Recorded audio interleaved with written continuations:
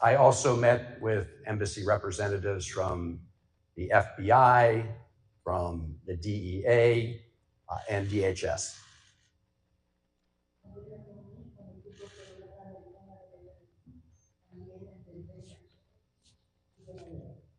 And we have a long-time common goal between the United States and El Salvador to crack down on transnational gangs like MS-13.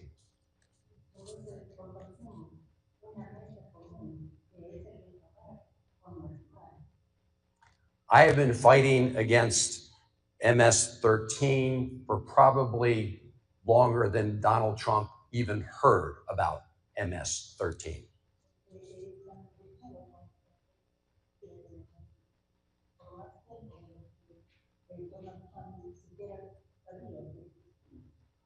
And they're trying to make this case about Kilmar all about MS-13.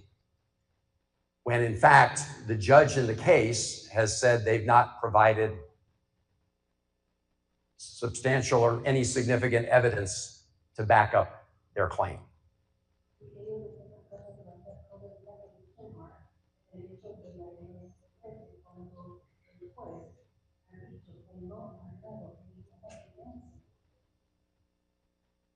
I am here not to vouch for any particular set of facts or for claims, but I am here to vouch for the judicial system in the United States, which guarantees individuals the right to due process.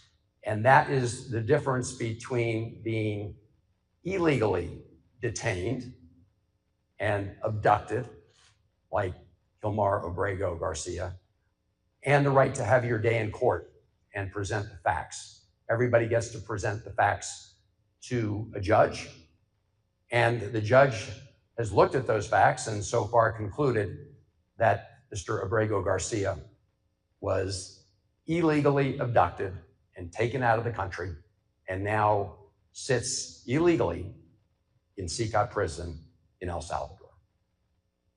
And we need to make sure that the court system works and due process works, because if you take it away for any individual, it's a very short road to taking it away for every American.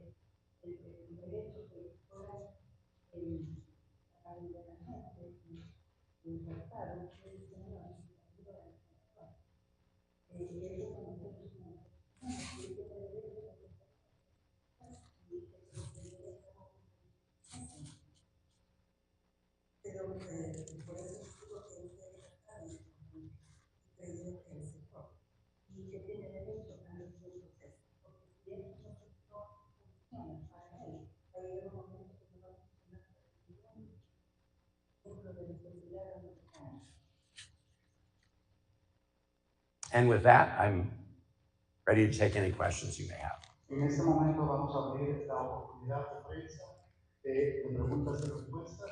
Por favor, les pido que se identifiquen con el medio que representan y digan su nombre, por favor. Yes. Senador, uno de los objetivos era resolver la volver a El Salvador en un corto tiempo debido a que no pudo verlo.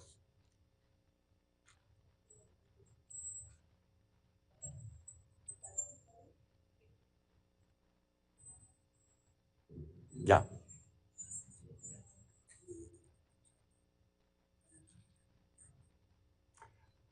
So I do intend to keep at this until we ensure that Mr. Abrego Garcia has his rights to due process, which is what the courts of the United States have called for. They have said that his abduction is illegal, and they have called upon him to be brought back to the United States.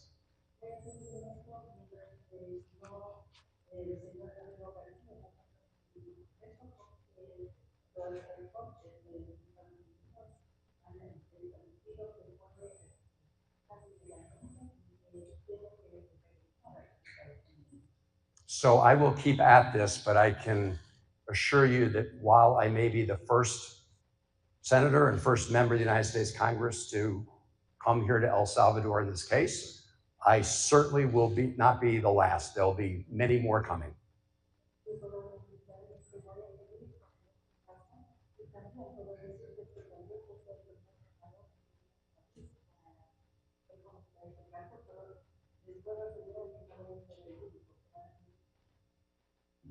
Because we won't give up until Kilmar has his due process rights respected.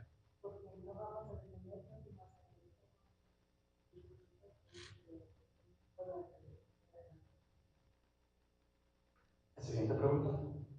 Senador, buenas tardes. Fernando Morales de Canal 12. Un gusto saludarlo. Tengo una consulta.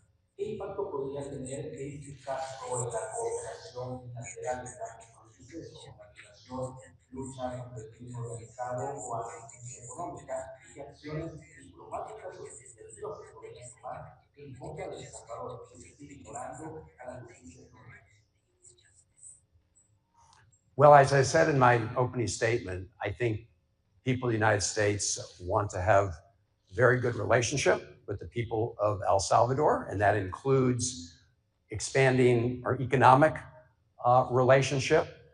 But I will say that if the government of El Salvador remains complicit in the illegal detention of Mr. Abrego Garcia in CCOT prison, then there will be, I think, actions proposed, certainly, to take until we resolve this very important issue.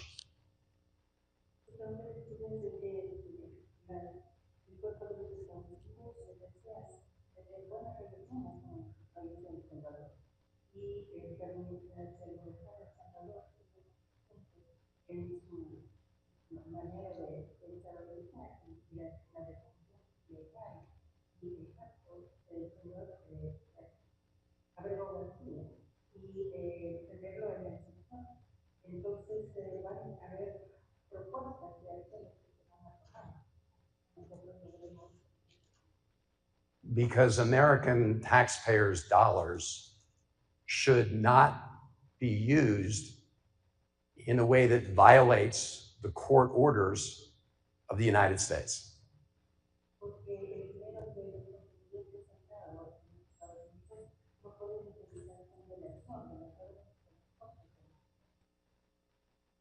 Siguiente pregunta. Buenas tardes, senador. Les saluda también sobre la visita que usted quería realizar este día al sector, la embajada le ayudó en algún momento a gestionar esa visita o también solicitó esa visita a la casa presidencial directamente y no fue concedida la entrada.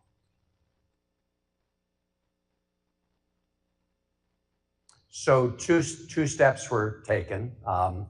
Number one, the United States Embassy did communicate to the government of El Salvador my request to visit CCOT and to meet with Kilmar Abrego Garcia.